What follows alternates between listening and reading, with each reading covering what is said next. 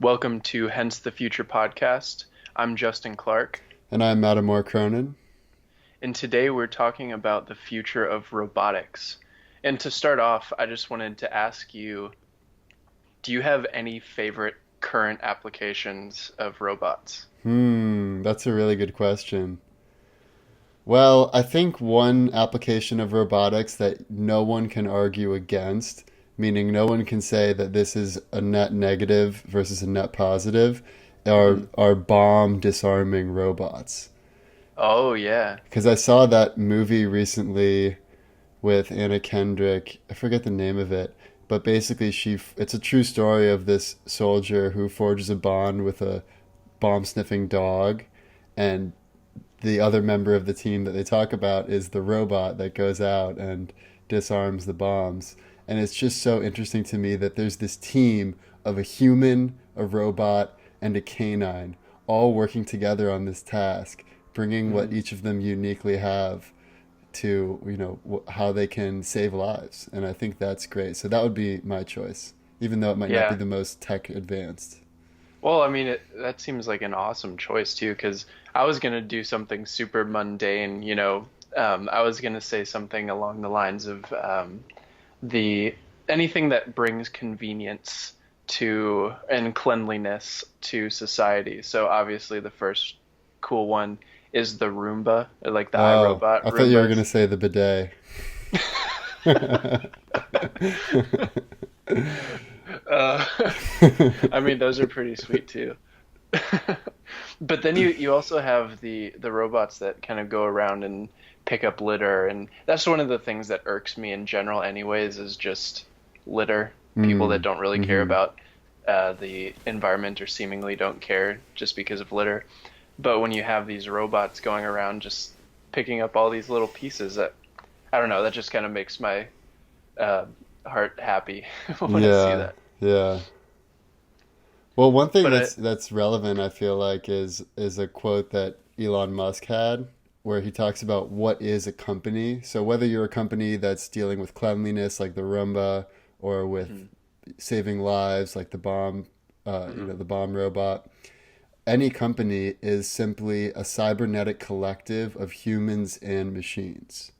mhm, And in the case of the bomb sniffing one, it also has a dog on the team.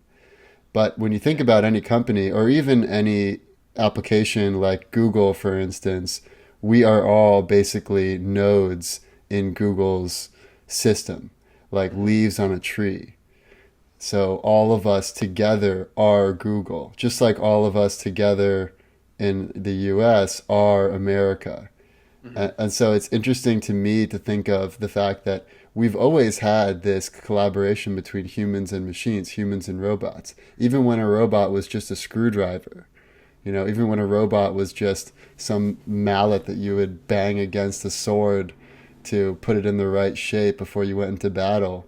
The difference is that the machine component of the cybernetic collective has become a greater and greater part, whereas the mhm. human collective has become a lesser part. And we project that in the next 5 to 10 years, it's going to be such an extreme change that even though productivity is going up so immensely, and even though the Mhm. collective overall is doing great, that humans will play a lesser and lesser role, and so we're going to need to figure out ways of dealing with that.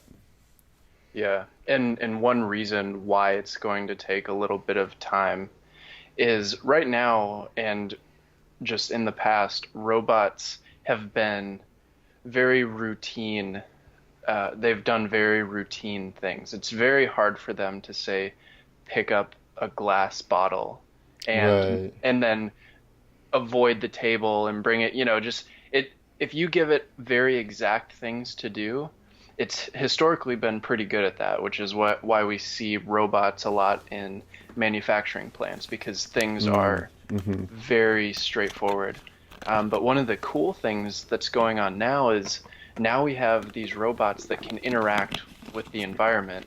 And this is, based on some machine learning method called reinforcement learning, Mm. where basically, just to give a brief overview, with reinforcement learning, any sort of agent, and in our case, the robot, just interacts with the environment, and it has some objective function that is every time it does something, that objective function is positive or negative. And then Hmm. it always, tends towards the more positive things. But anyways, we have these robots now that can do things with a totally unpredictable environment. They're still not great because you need a lot of data or a lot of experience or data to train these robots to do what they want to do. But did you see the new parkour robot with Yeah, I was just going to with bring that up Boston actually. Dynamics? I mean, the fact that they're able to balance on their own, even if you push them, or even if they're Yeah. on some uneven surface, is incredible. Oh, And like those dogs, if you like push them kick off, they in. kind of rebalance themselves. Yeah, and which also, I mean, we should talk about as an aside the fact that PETA issued a letter after seeing that video that humans should not kick or harm any robots as a I mean you can't call it a Yeah. humanitarian concern, but as some sort of moral concern. But anyways, I feel like that's a side topic, but just getting into what you were talking about how cool their ability to interact with the environment is. So that's one example. Basically, these robots being able to run through uncertain terrain and to maintain their balance, maintain their speed. Another one I saw was one of those little like bumblebee drone robots, those Mm. little tiny ones.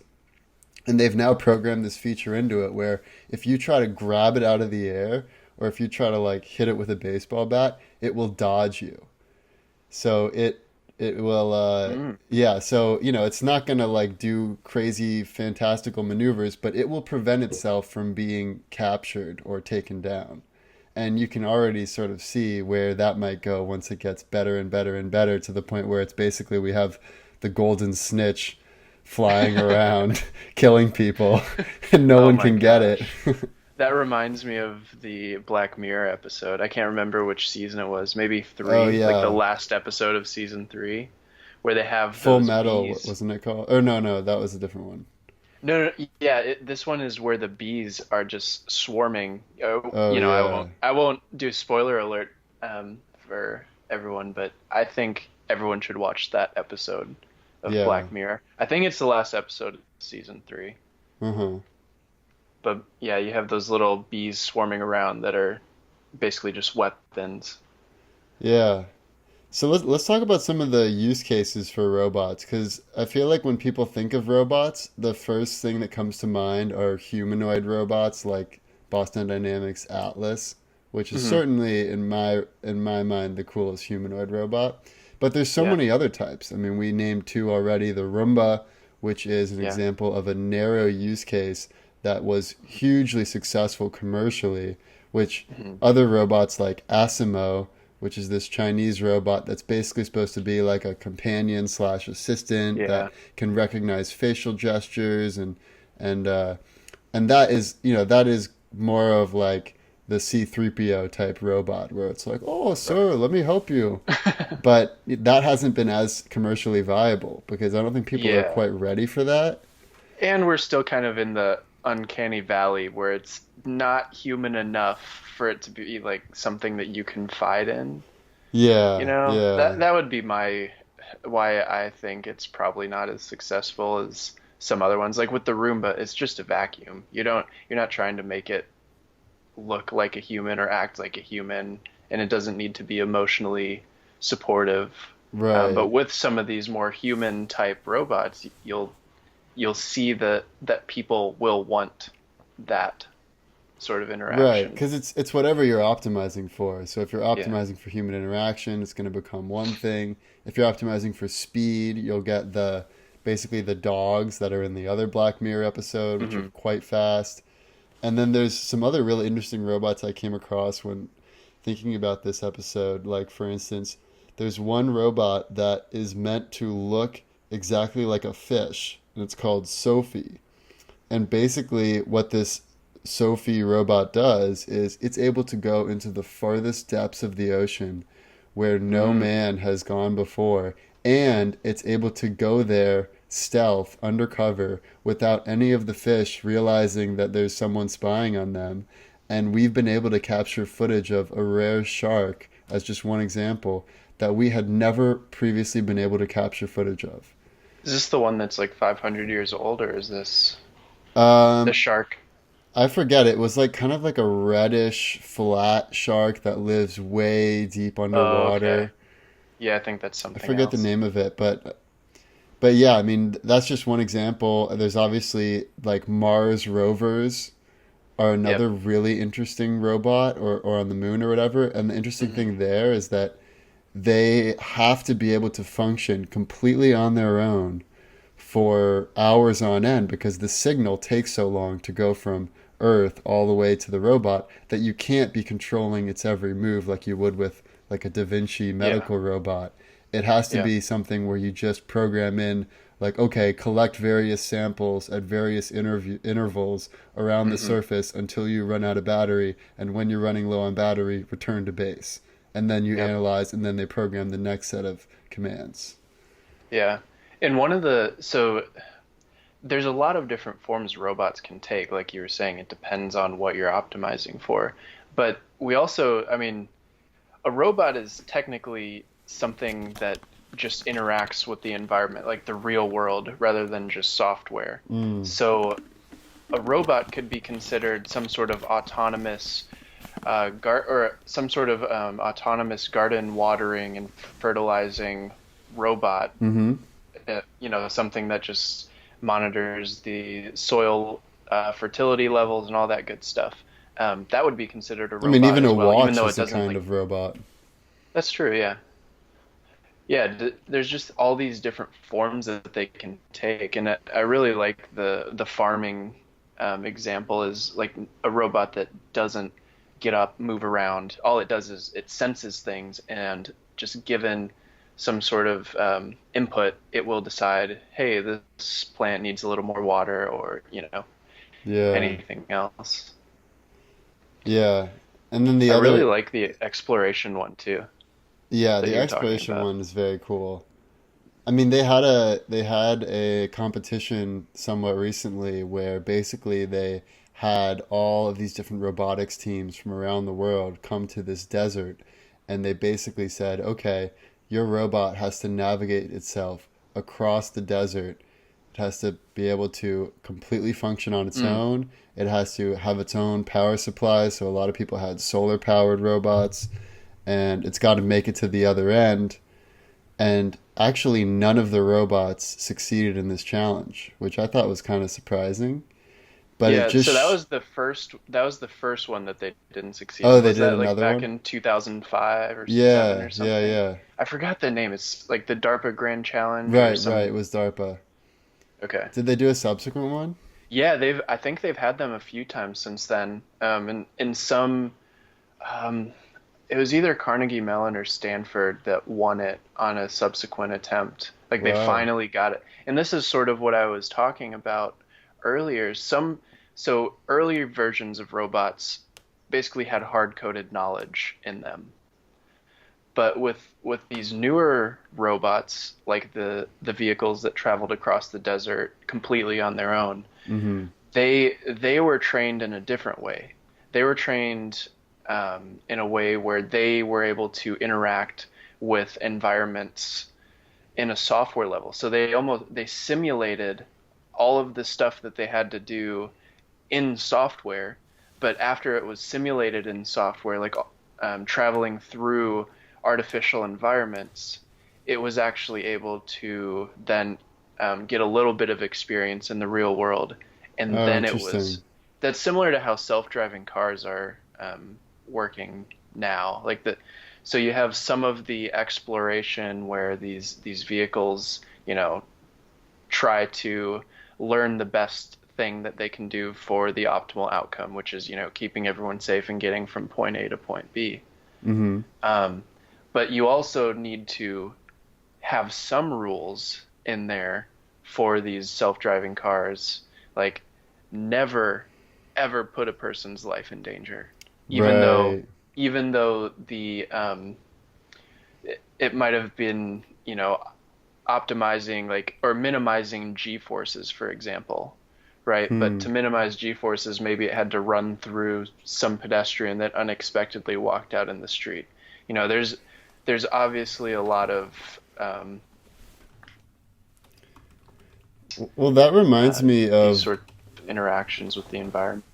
yeah, I mean, as far as the hard-coded rules, that reminds me of, Isaac Asimov's famous three laws of robotics, which is that a robot may not injure a human being or through inaction allow a human being to come to harm. That's the first law. The second law is a robot must obey orders given it by human beings, except where such orders would conflict with the first law. And the third is that a robot must protect its own existence as long as such protection does not conflict with the first or second law. And obviously, this has been proven to have lots of holes in it, and Hmm. it would not prevent disaster, even within Isaac Asimov's own book, where he puts forth this theory, I, Robot. But I guess my question for you is, do you think or can you conceive of any hard coded laws that would prevent the worst possible scenario when we think about robotics? Oh man. Um,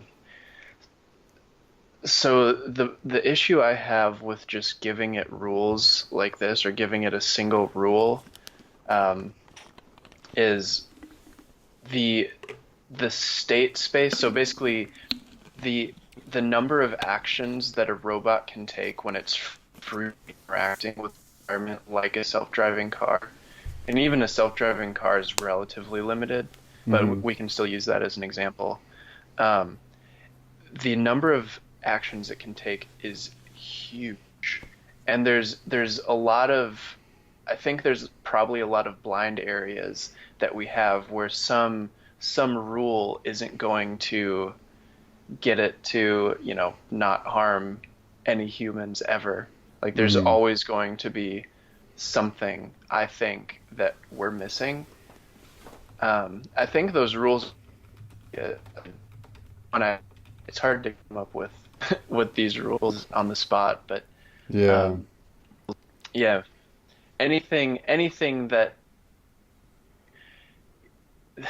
takes care of a lot of the cases or most of the cases. And then we can continually learn as humans, what's the best thing we can do to prevent any sort of harm. Um, do you have do you have any sort of ideas on what you think? Yeah, well, I was just trying to find this quote that Nick Bostrom had, which was so good. And he was actually quoting someone else in it, so that's why Hmm. it's so hard for me to find it. But basically, it's a very difficult rule to actually code into robots, but basically he's saying that a robot's value function should be what that to figure out and to execute whatever human beings would want if we had thought long and hard, if humans' various ideas like where they converge rather than diverge, Hmm. where we are consider more factors rather than less factors. It has all of these different things to it, which is basically getting at really what we truly want, and, which is so hard to describe because, I mean, anytime someone tries to describe it, it's basically like trying to describe what is the meaning of life or why are we here or what does it all mean. So rather than trying to actually answer that and say, oh, create the most amount of happiness and just flood our brains full of dopamine, to be like Yeah. basically do whatever humans would want you to do had we lived and evolved for thousands of years more with the best of intentions, where our ideas converge, where people agree about what's good and what's not. So I Yeah. think something like that. But again, it's so difficult to try to code that into any robot in a functional way. Yeah. One thing that is worth pointing out too is this is mostly a question when it comes to a more general intelligence or some sort of robot that has a lot of interaction with the outside world. I think a lot of these negative cases can be solved in self-driving cars because there's still not that much free roaming because you're still on this 2D plane. You have to stay on the road. Like there's a lot of rules that A you lot have of to road follow. rules, yeah. Yeah. And following those rules will get us to a point where self-driving cars are, thousands of times safer than humans driving. Yeah, I mean the basically it's like any robot will do better in a situation where there are more hard-coded rules and less exceptions. That's why they were able to defeat us at chess fairly Yeah. quickly. But and then self-driving cars, obviously there are lots of exceptions. You can kind of butt into someone's lane, you can do some Hmm. kind of illegal maneuvers. Some roads aren't fully painted with road dividers or lane dividers, and then Hmm. you get further and further into where there's less and less rules, like okay, running a whole company, there's a lot of like how Yeah. you do your taxes. I mean there's a lots of gray areas, and then obviously the biggest gray area of all is life itself. So if you had a Yeah. robot that basically optimized your entire life, it would basically have to model out maybe not the whole universe, but at least a large chunk of the universe surrounding Earth, so that it would be able to model out and actually execute on the various tasks. Oh yeah, that's interesting. And the other thing that I want to just pose to you is when we talk about robotics, it's impossible to not talk about the software that goes inside the robotics. Because robotics, on one hand, is just the metal, like the battle bots that, I used to watch as a kid, where it's like literally just remote controlled by humans, something swiping another one spinning a disc at another one.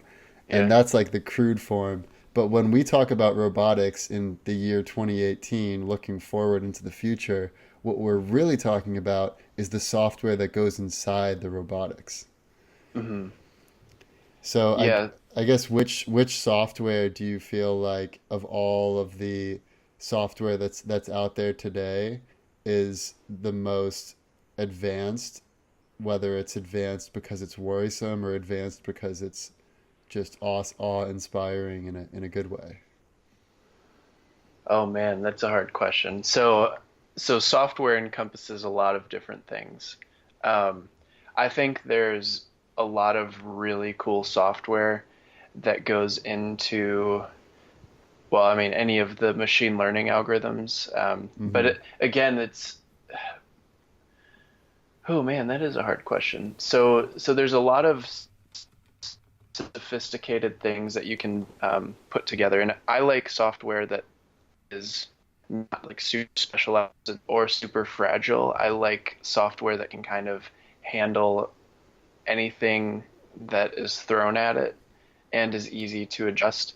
I think Google probably does a really good job of this. And I mean Yeah. just the fact that they have to account for insane amounts of data. And it's just crazy to me how they have these huge data centers that are processing terabytes upon terabytes of data. I have a friend that's working at Oak Ridge National Lab who is telling me about some application they have for basically looking at satellite images or eye in the sky images Mm-hmm. of the ground, which is a 2D picture. But then if there's two eye in the sky images, it almost triangulates. So then you can make a 3D picture out of these 2D snapshots. Hmm. Um, I thought this application was really cool because it kind of maps the world and the actual structure of the surface of Earth without actually needing some sort of rover to go manually exploring everything, Yeah. on the ground. But he was telling me about how so they have to work on these test data sets for their application, and then they'll move up to the real data set. But their test data set is 300 terabytes Oh my just to make God. sure that the software works. That's So I'm just incredible. always fascinated by software That that's wouldn't have been run. possible like 3 years ago.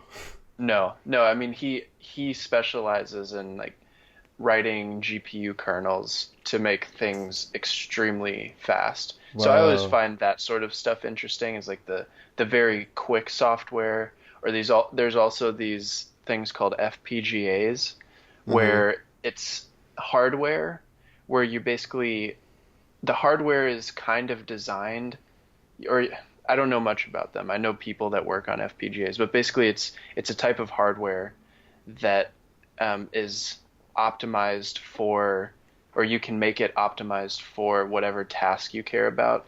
Hmm. Because hardware is way, if you have good hardware, everything else kind of follows. Mm-hmm. Because hardware level things run orders of magnitude faster than software level things. So the more you can do at the hardware level, the faster everything goes, because it's essentially just moving at the speed of light if you're running a program on hardware directly. Right. Um, Interesting. Well, you brought up a couple things there that I want to talk about. So, I guess just first on like the my favorite software is also Google. So it's interesting that you mhm, chose that. I mean, even though it might not be as cool as like some Atlas robot running around, they have these sorting centers where they just have this robotic arm and it learns through machine learning software which things to put where, which is a really seemingly uh-huh. simple task, but it's so good at it and it's so applicable to what they do and a large scale operation that that would be my choice. And then you also brought up something that was about the 300 terabytes of data. Mhm. And one thing there that I think is relevant is the idea of bias in data. As we put this data into the systems to train them, we're just using the Mhm. same data that we have had all along. Yeah. Meaning, if we're training, let's say, a legal robot or like a legal AI, which basically determines what the sentence should be for any given person, and it we feed it Mhm. all of the legal data that we've had up until now.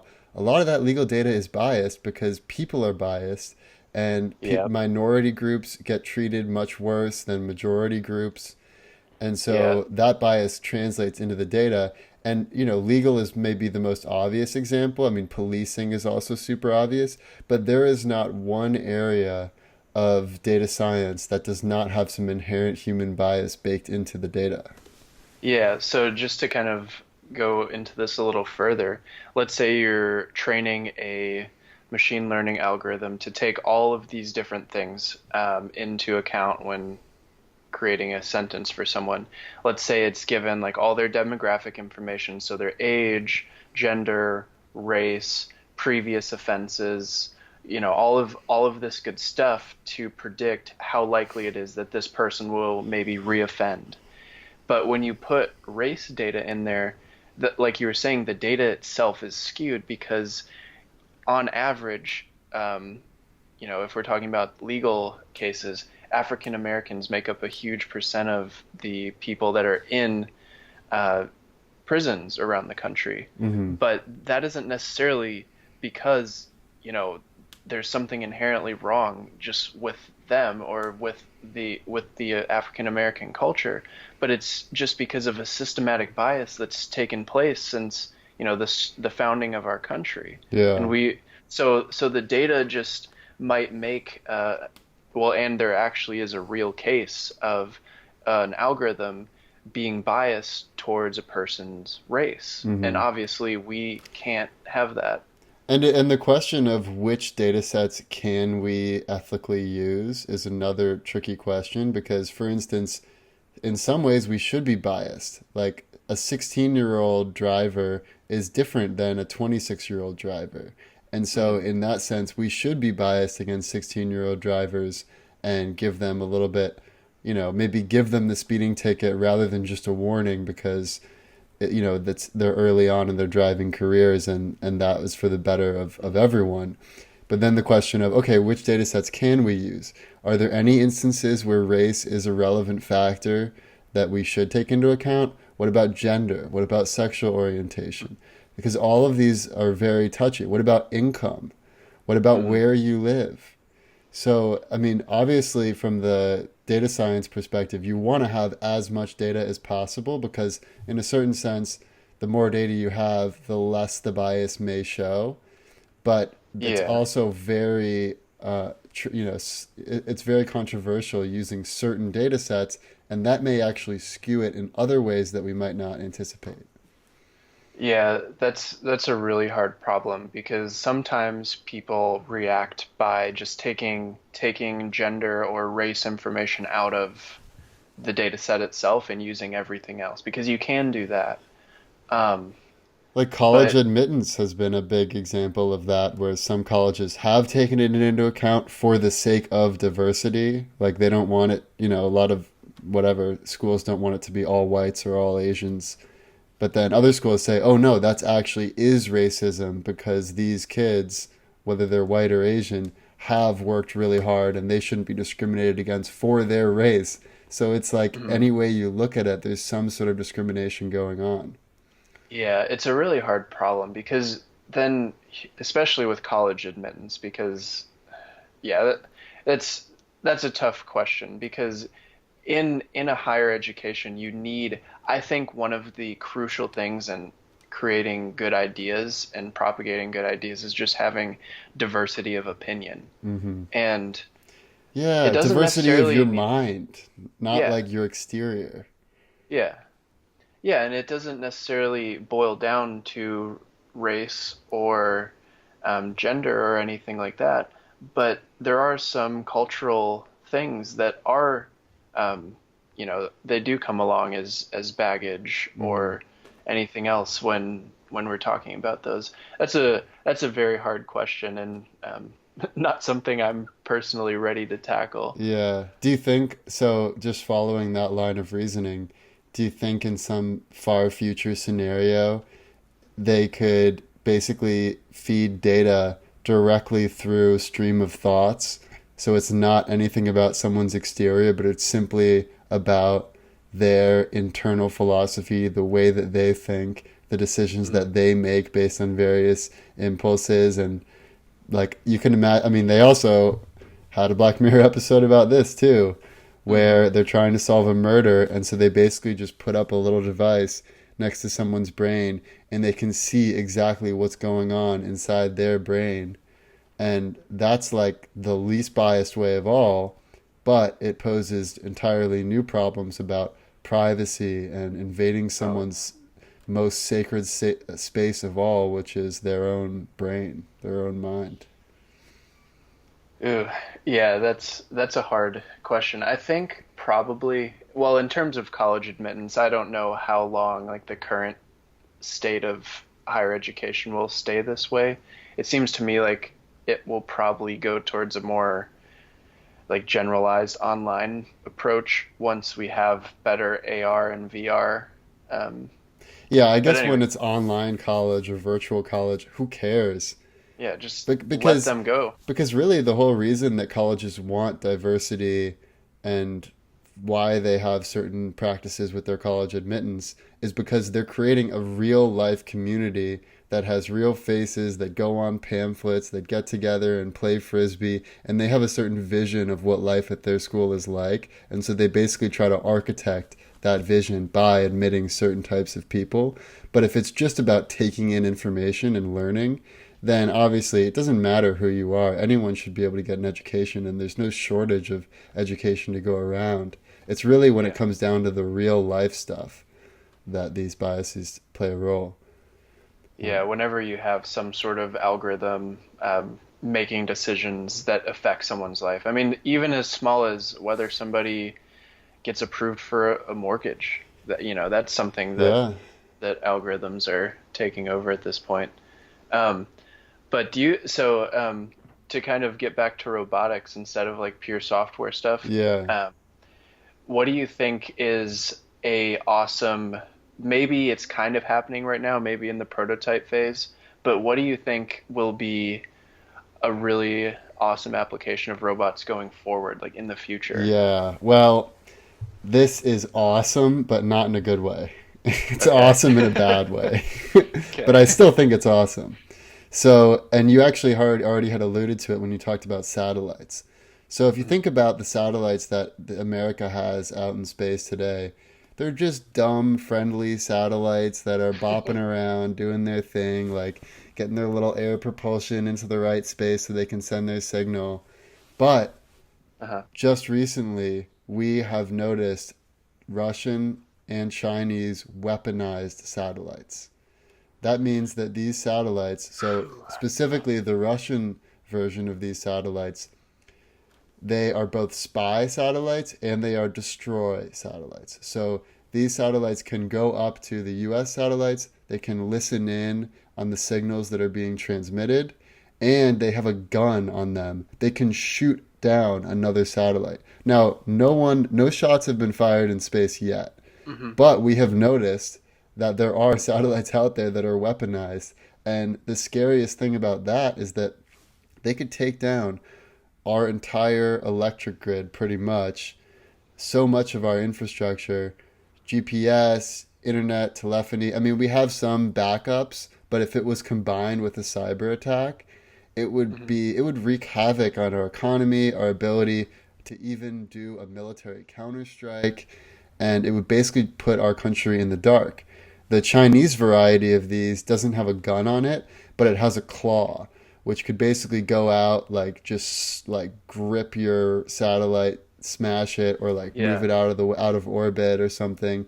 And so one thing that America has recently begun to do is create our own versions of weaponized satellites, more from, I mean, what we say is defensive.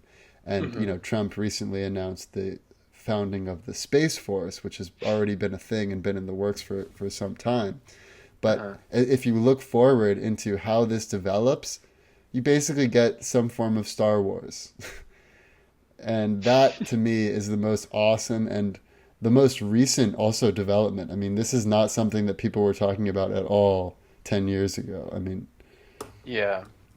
And you can even extend that to robots that go and just explore other planets and moons yes. because we have the rovers, but the faster we can get at that sort of robotic exploration, whether it's our forests, whether it's our oceans, or far out planets. Maybe we go look at the moon of Jupiter that could have, developed some sort of bacteria, or we could go Yeah, on interstellar or we mission. make first contact with another alien species, and it's our robots are basically our emissaries. And I don't know what those interactions would be like. Maybe our robot emissaries make first contact with some other species robot emissaries, Mhm.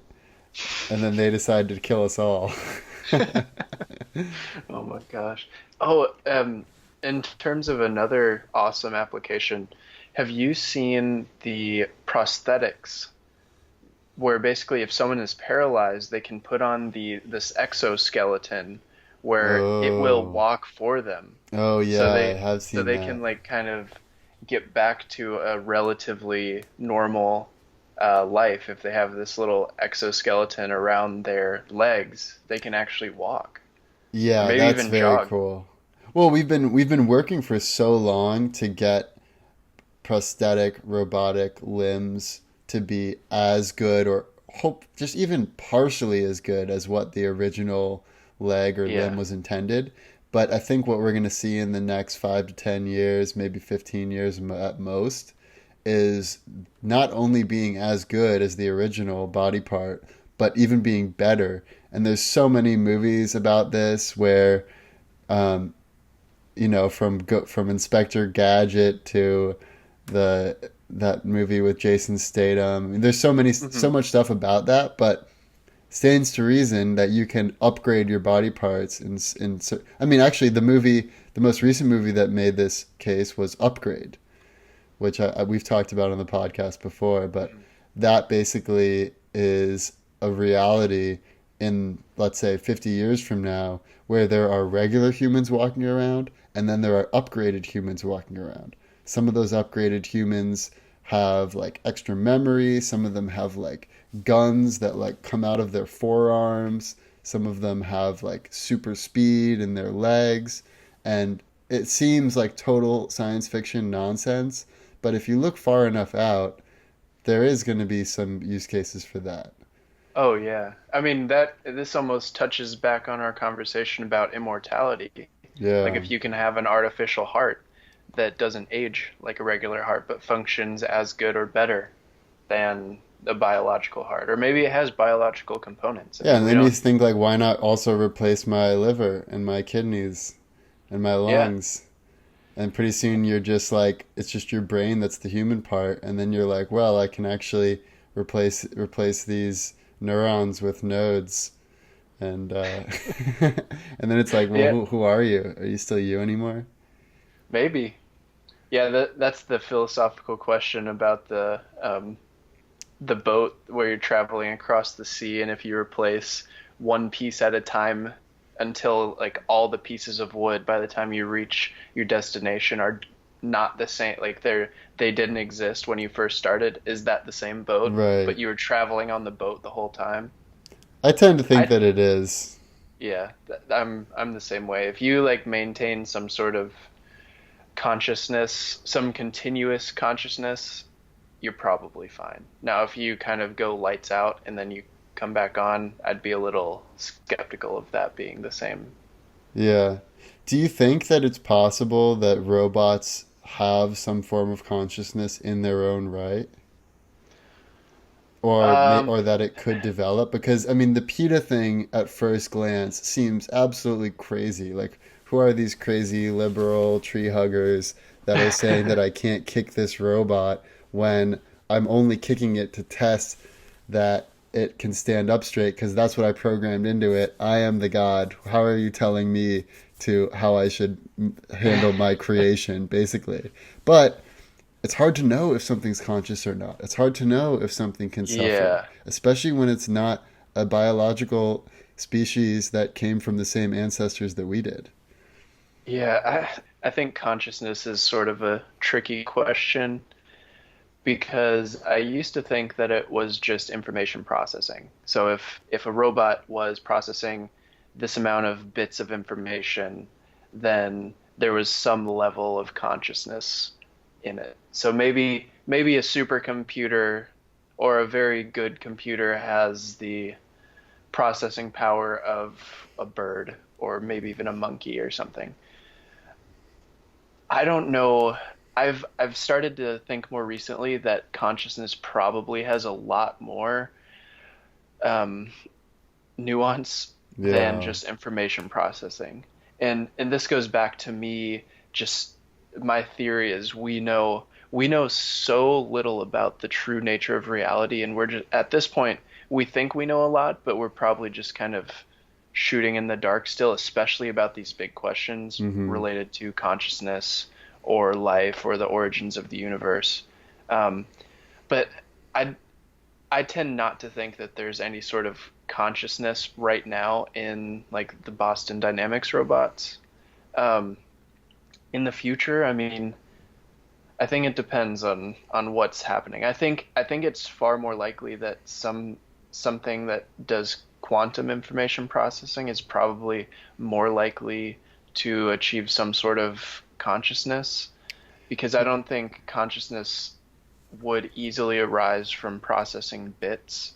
It's just like a when we convert the analog world, so like some sort of continuous world, to a digital world or discrete or finite world, then then we lose, I think, very important information.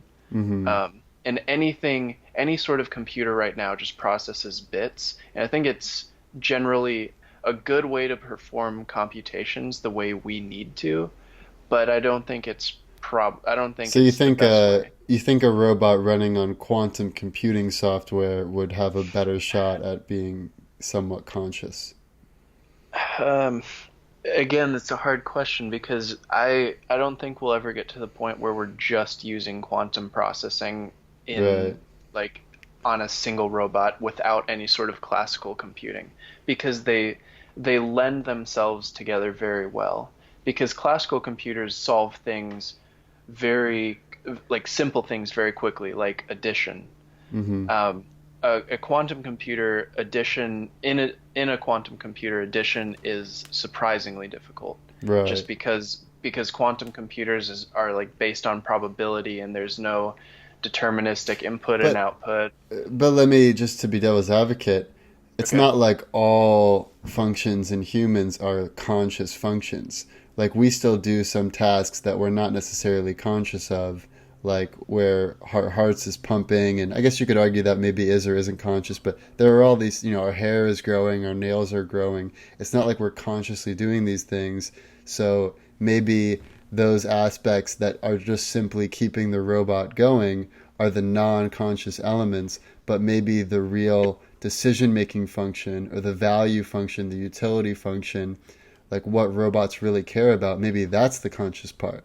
Because if you think about what's conscious within humans, like, I mean, really, when you really drill down deep into it, you're thinking, like, what do I care about? Me as a being, what do I want out of my life? Why do I wake up in the morning? Why do I do what I do?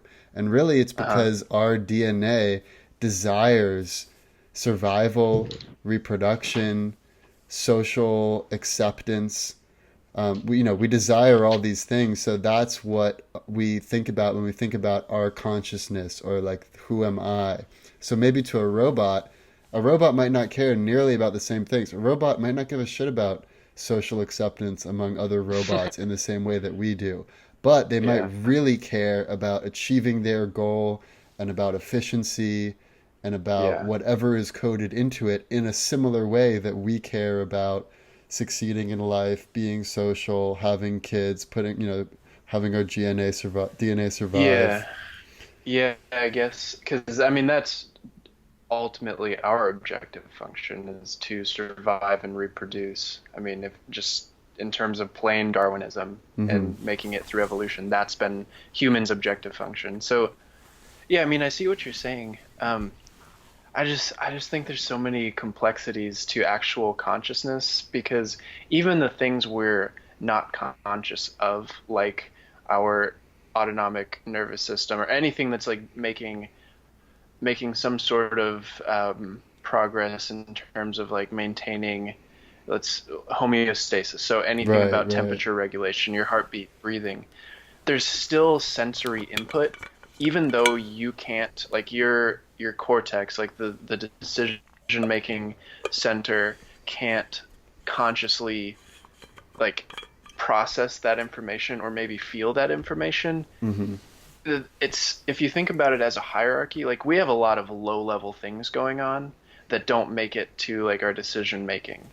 But if as these little processes make their way up to you know, the most important decision making center in the brain, then maybe if there's a little bit of pain, that piece of information makes it up to, the frontal cortex. But I don't know if the fact that um, we can't feel those, I don't know if that means that it's an unconscious or it's not conscious. Right. Well, I Um, guess there are two different ways of using the word conscious because you can yeah. say, "Oh, I knocked him unconscious," and like, yeah, he still is a conscious being there, lying on the ground, out cold, but he's Uh-huh. not conscious of what's going on in those moments. So I think in a similar way, robots might have functions that are not they might not be conscious of, but maybe when they get to the point where they're able to model out the universe and the future to as great of a degree that the human brain can model out the universe, and then even to a greater degree, and if they have some sort of feedback loop where they are analyzing the data, taking sensory inputs, and then making a decision, and it all stems from these one, two, or three main core objectives like humans Hmm. have, it's hard for me to see the discrepancy between what makes humans conscious and robots not conscious in that scenario. Yeah. Yeah, that's a hard question. I think at some point even if they never become conscious, it's probably still in humans' best interest to treat certain robots as if they were conscious. Because Yeah.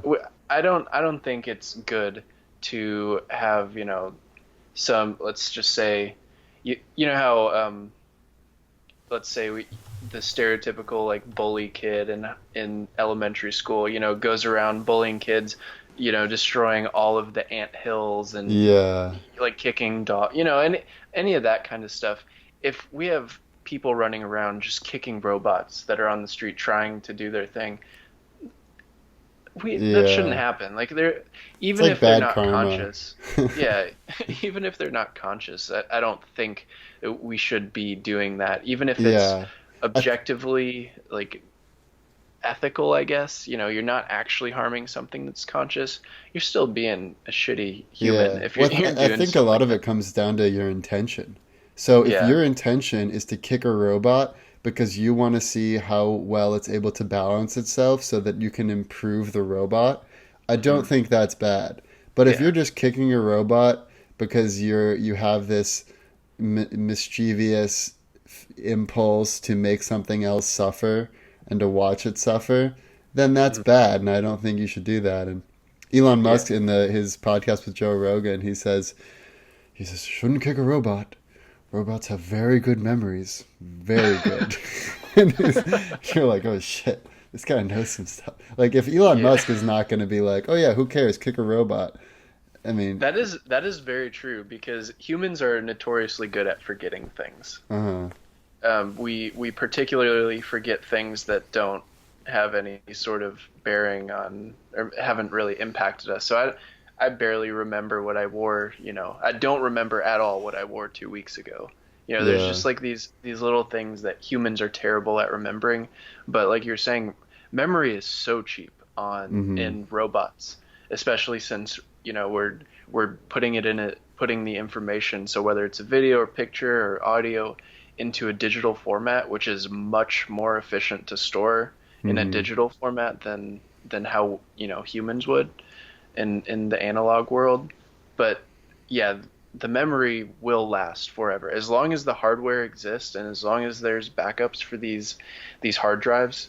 That hmm information will exist. I mean, maybe like, I mean, we should get into our worst case, best case, and most likely because we're running low on time.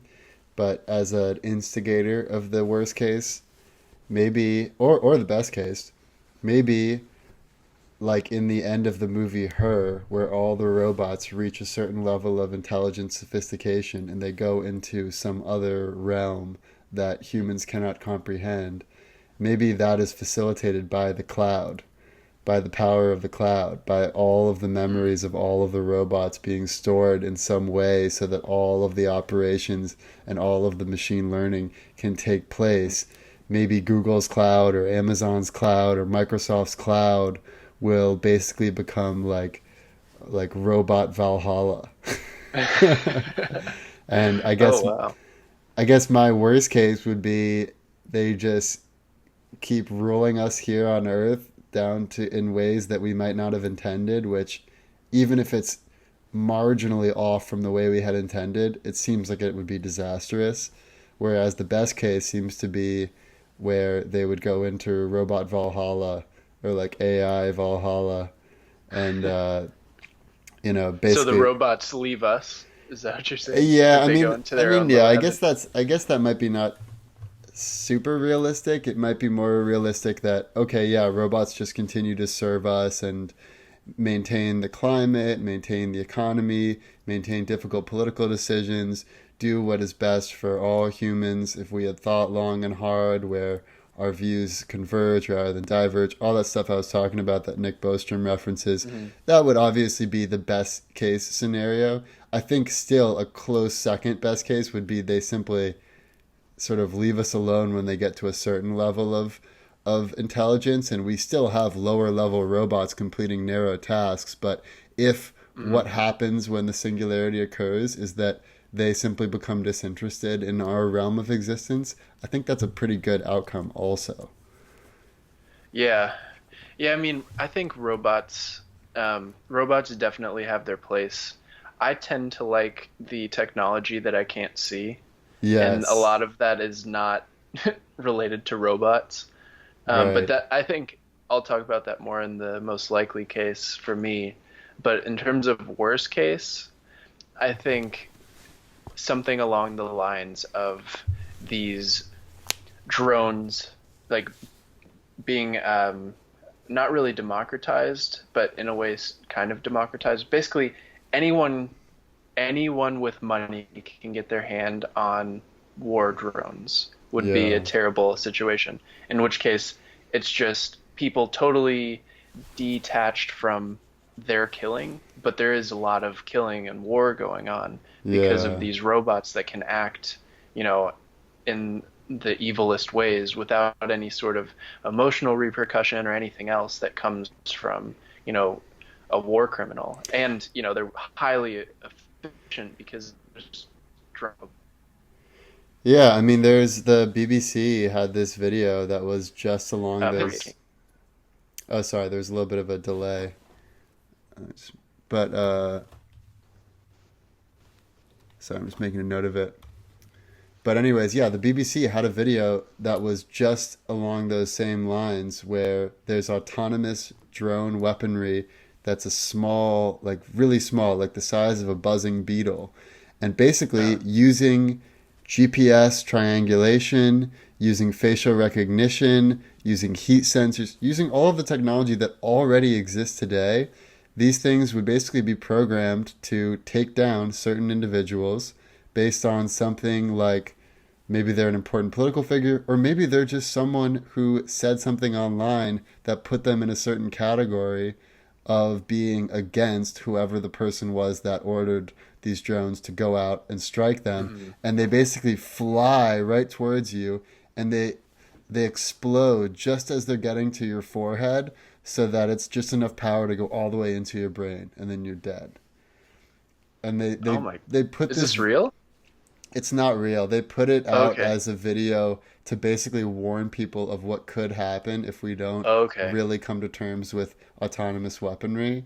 But they Right. did it as if it was true. Like they shot it as if it was like news stories about this happening, and it's pretty amazing how when you're watching it, you could imagine it being real very easily.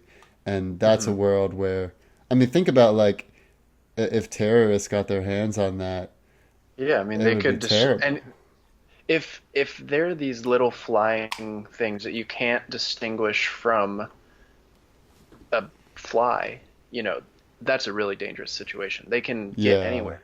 And they don't have to be metal. You could make it so they're non-detectable like a carbon fiber robot. Um, it's Yeah. it's kind of scary that I mean, this once we this go could happen. from semi-autonomous weapons, which we already have today. I mean, I was telling you about that one thing that can already dodge on its own, Yeah. but it requires a human to actually drive it somewhere.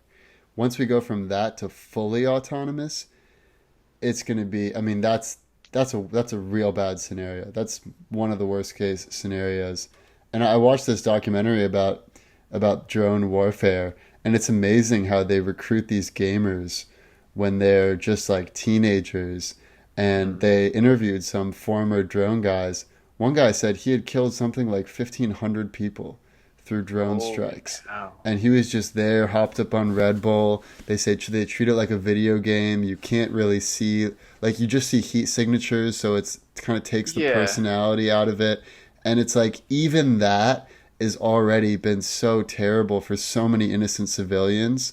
And if you imagine how much even more impersonal it would be if it was fully automated and you could even just like with the stuff like the Khashoggi with Saudi Arabia, or Hmm. Iran killing journalists, or all of these countries that do all these horrible things manually, if they could automate that stuff, like imagine as soon as a dissident speaks out against you, they get sent one of these drones that goes and takes them out. I mean, that's Yeah. like a world of minimal freedom. Ugh. Yeah.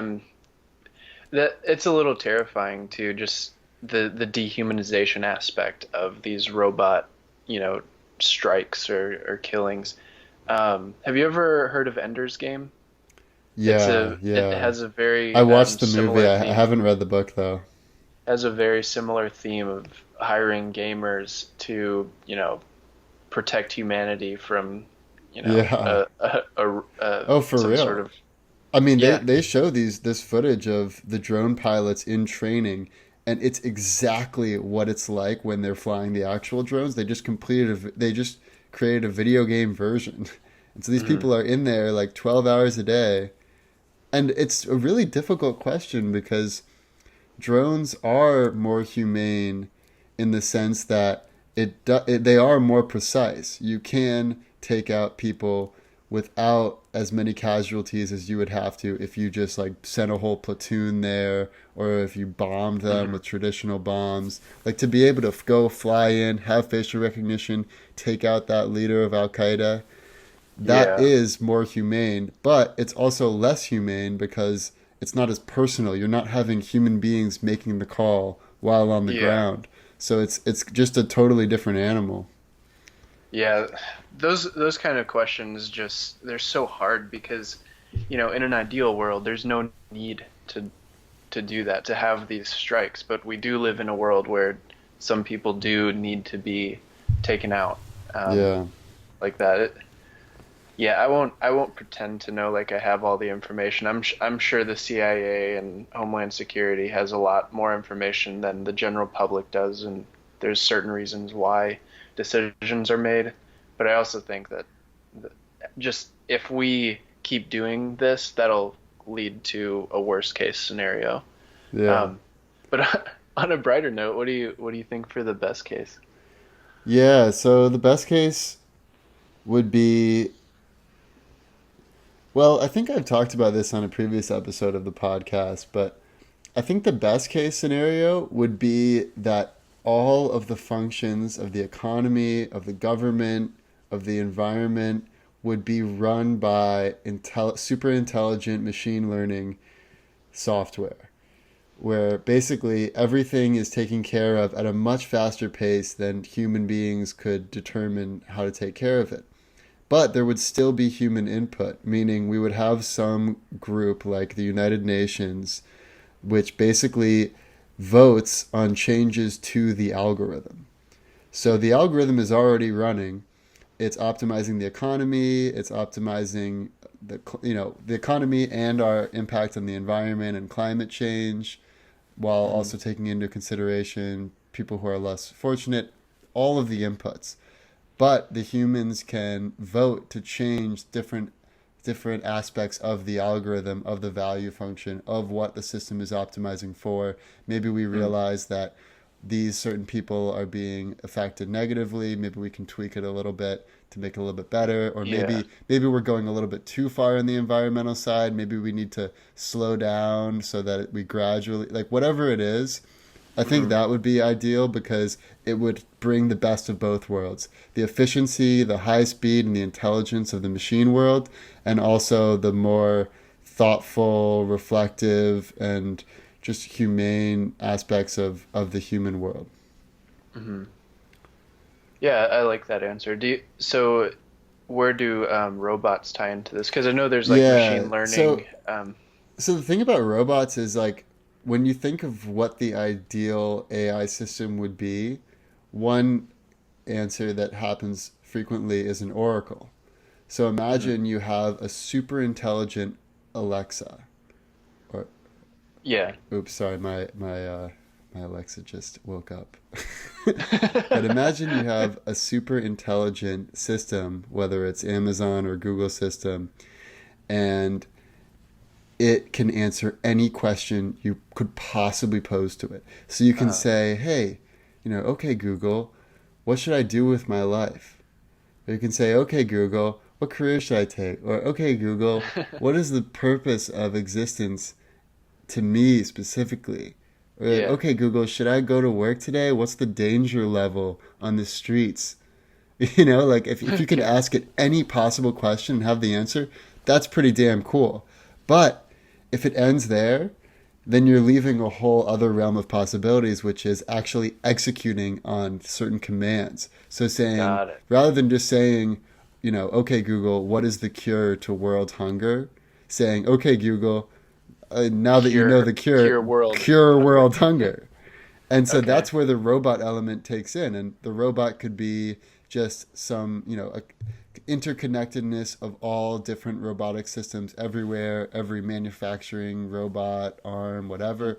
Or it could be on the nano level where without us even knowing it, sort of like your best case scenario where it becomes invisible, if you have these Yeah. nanobots that can basically go and do whatever needs to get done on a very small scale, that would be pretty cool. Mm.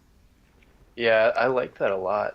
Um, one of the things that I was going to say in my best case is, so with this sort of unseen robotics, or at least to a lesser extent than what I think will probably be the likely scenario, um, I think it would be awesome if there was just a merging of Hmm. biological and digital robots, life, intelligence, everything. So we're just living in this world where you can't really tell whether it's biological um, or digital, or just technological. So we have these things that we can add to our bodies that maybe extend longevity, or it'll help older people walk. Maybe instead of having an exoskeleton for older people, maybe they just are given legs that are robotic, and their brains can think or will them into walking or running. Yeah, like a And digital just kind of have, tertiary layer where you can yeah, just pretty much. think any question, have the answer instantly, even think like, oh man, I forgot to turn the oven off, and then it just happens immediately because Yeah. everything's interconnected through smart home, the Hmm. cloud, your brain machine interface. I mean, it's scary to me. That's probably why I didn't choose it as my best case, because a lot of things could go wrong.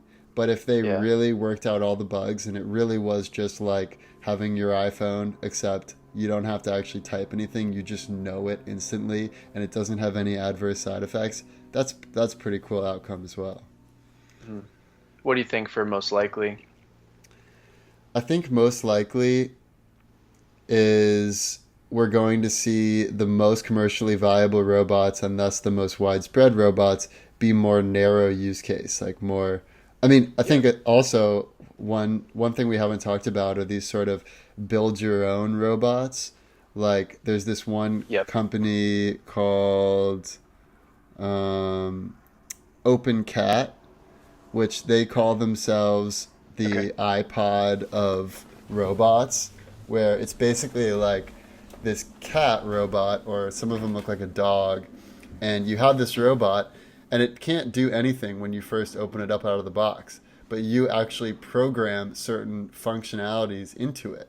Mhm. And not only that, but they envision a world where you can basically just go to the App Store and download the ability for your cat to do backflips, or for your cat to do kung fu, or for your cat to go make you a Manhattan cocktail.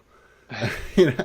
And like that's a pretty cool world. That's like I think that's a feasible and pretty likely that we'll have these robots that everyone can sort of use for whatever they need to in sort of fun ways.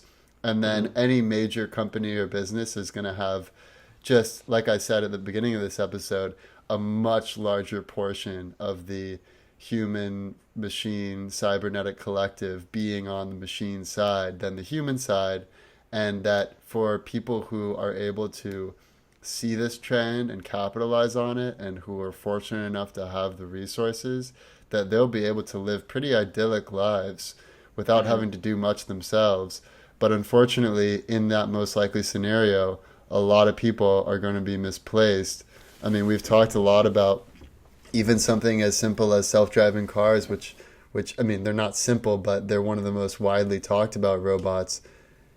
Truck drivers are the most common job in 29 US states.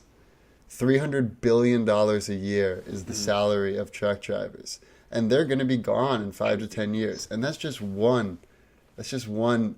So, I mean, we've talked a lot about automation, but we cannot ignore the result of automation, which is going to be widespread joblessness, a loss of of purpose in your own life, loss of income, protests. That's all going to be part of it. The real question is Yeah. what comes after that.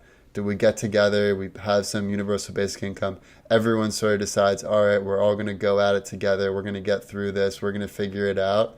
Or is it going to be more of a world like the Children of Men world, where it'll be London barricaded from all of the refugees around it, where everyone in Yeah. London has pretty good lives, but outside of that, it's complete chaos. Yeah. Yeah, that's a scary scenario too. That almost touches on one of the worst cases. Um, if we don't do it right. Yeah. But so similar to what you were saying in terms of my most likely is the robots that are the most commercially viable will, they'll win out at first. Right now, it's the Roomba and very simple things that do tasks for us. Um, I think eventually we will get to the point, like we'll cross the uncanny valley where these humanoid robots are close enough to being humans where people can basically have a friend in a robot. Hmm. And I think we'll have a lot of people with just these little robots rolling around, and maybe they'll have friends that they hang out with, or they'll have robot friends that they hang out with, and it'll almost be like the virtual reality cases we've talked about where people just kind of disappear into a non-real world. This will almost be like the augmented reality version of Hmm. that, where people just kind of disappear into, hanging out and talking to their robot friend all night, or The robot playing with, wife, yeah, oh man, robot robot robot dog. spouse, yeah, cats, dogs. Um, I think those sorts of things, like the Boston Dynamic dog. I mean, I could see people bringing that around as a pet, like actually in the next 10 years. Just to kind of be different. I bet we'll see these people walking around parks with their Boston Dynamics dog. Yeah. Um, and then, once that trend catches on, I'm sure there will be other people that do it, especially if you can actually talk to it and it'll listen to you and give you advice or anything else. Almost an Alexa in the shape of a dog. Hmm. Um, I don't know. I just think we'll probably be overloaded with the amount of these little, not very significant robots, in terms of like what they do to bring like monetary value to the world. I think we'll see them as a way to like fill voids in people, Hmm. in people's lives. Um, Yeah, I think that is more likely the farther out you go. It's hard for me to see that happening anytime soon. yeah, And that I was like and on I a also 50-year yeah, time 50 years I horizon. think that's reasonable. But I mean it brings me back to the movie Her where initially there's no robots really. Then It's just everyone software. is walking around talking to their OS system. Everyone's basically in love with their computer. Their computer's their best friend. That's who they confide in the most. But then it comes full circle at the end of the movie where the robots go off into their own realm and then people find comfort in each other once again. And maybe that's just a nice Hollywood, narrative arc. Yeah. But maybe also that's sort of what's going to happen. I mean, one thing we see with fashion and art, and there's all these trends, and every trend is a reaction to the previous trend. So Mhm. maybe we're going to see like robots going in vogue, out of vogue, as far as the companionship aspect. But I think as far as the economic underpinning of society and the military industrial complex, Mm. that is unavoidable. That is inevitable. Right. And it's already Yeah, here. that's a scary one. Cool. Well, I mean, I think unless you have any other final thoughts, I think that might be a good place to end it. Yeah, yeah, I mean, I would urge people to not kick their robots. Yeah, don't kick your robots unless you're teaching it how to become a better robot. We are all gathered here today to talk Thank Yeah. you. about Thank you guys all for very listening. This thing. has been the future of robotics. We're going to talk about And what we hope has to happened, see you next what week. is currently happening, and what will inevitably happen. The past, the present, and the future. Our computer